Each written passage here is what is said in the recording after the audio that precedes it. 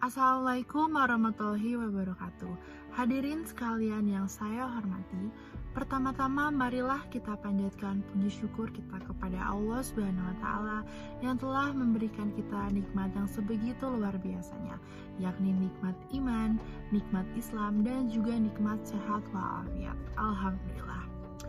Tidak lupa salawat beserta salam semoga terlimpahkan pada Nabi besar kita Muhammad SAW kepada keluarganya, para sahabatnya, pengikutnya, dan kepada kita sekalian.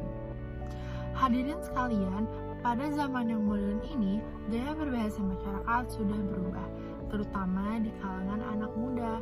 Sudah tidak asing lagi bagi kita mendengarkan kosakata baru di kehidupan sehari-hari, entah itu melalui media sosial ataupun secara langsung. Nah, kosakata baru ini dianggap gaul atau keren oleh anak-anak muda untuk mengekspresikan perasaan mereka. Padahal tidak semua kata-kata baru ini bermakna positif, adapun yang bermakna negatif, bahkan cenderung kasar ataupun jorok. Tak sedikit pula anak muda yang memanggil temannya dengan panggilan binatang. Ada yang menanggapi panggilan ini hanya sebagai candaan. Namun, ada pula yang menanggapinya dengan serius, sehingga dapat menyinggung berbagai pihak.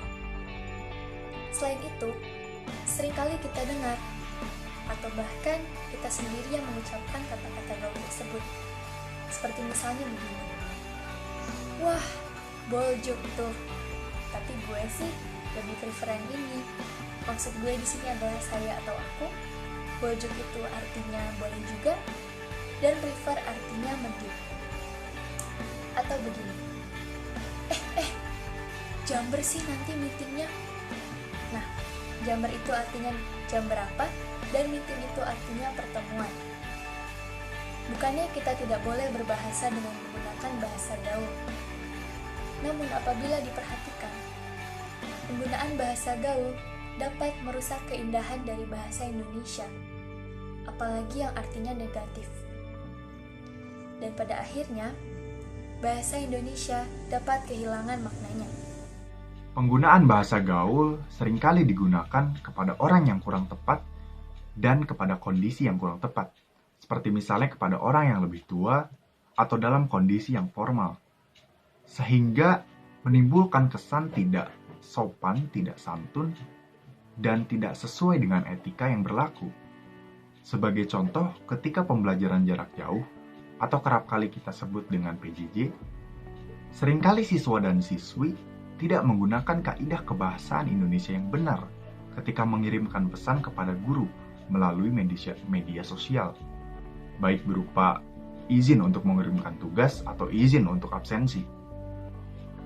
Hal ini disebabkan oleh kebiasaan penggunaan bahasa gaul kepada rekan sebaya dan menyangkut pula kepada kesantunan berbahasa kepada orang yang lebih tua dan kepada rekan atau kepada orang yang sebaya. Di dalam Islam, sudah diajarkan sejak agama Islam ditetapkan oleh Allah Subhanahu wa taala sebagai penyempurna agama yang sebelumnya, 14 abad silam. Kesopanan dan kesantunan berbahasa menjadi pondasi utama dalam Islam yang disebut sebagai akhlak. Diriwayatkan Nabi Muhammad SAW pernah bersabda, "Orang mukmin yang paling sempurna imannya adalah yang terbaik akhlaknya." Hadis riwayat Tirmizi nomor 1162. Boleh saja kita mengikuti tren, boleh saja kita mengikuti bahasa gaul yang beredar di dunia maya. Tetapi tutur bahasa dan etika kita harus tetap sesuai dengan kaidah yang ada pada Al-Quran dan hadis, sesuai dengan firman Allah Subhanahu wa taala dalam surat Al-Furqan ayat 63, yang artinya, "Dan hamba-hamba Tuhan yang Maha Penyayang itu ialah orang-orang yang berjalan di atas muka bumi dalam keadaan rendah hati. Dan apabila ia disapa oleh orang yang jahil, ia mengucapkan kata-kata yang mengandung keselamatan."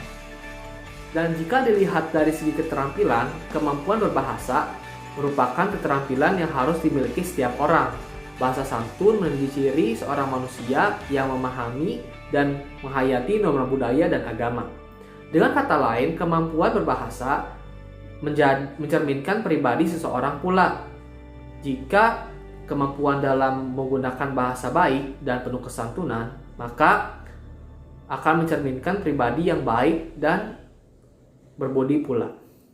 Melalui bahasa juga, suatu bangsa akan dikenal oleh masyarakat dunia. Misalnya, negara kita yang selama ini dikenal oleh bangsa lain sebagai bangsa yang sopan, ramah, dan santun. Karena kemampuan berbahasa yang santun, atau lebih dikenal juga sebagai budaya timur. Oleh karena itu, kemampuan berbahasa sangatlah penting, meskipun kepada orang yang berbicara buruk kepada kita. Karena seseorang yang berbicara santun akan mampu untuk menempatkan dirinya di tengah-tengah masyarakat sebagai elemen yang baik dan dapat diterima di khalayak banyak, sehingga menjadi contoh untuk seseorang yang berbicara buruk tersebut.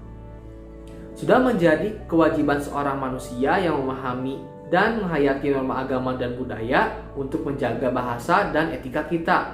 Karena apabila hal ini dibiarkan, tidak hanya merusak keindahan bahasa saja, namun bisa juga merusak nilai dan moral dari bangsa itu sendiri. Dan tentunya kita tidak ingin bangsa kita dinilai rendah oleh bangsa lain, bukan? Mungkin cukup sekian yang dapat kami sampaikan. Akhirul kalam, wassalamualaikum warahmatullahi wabarakatuh.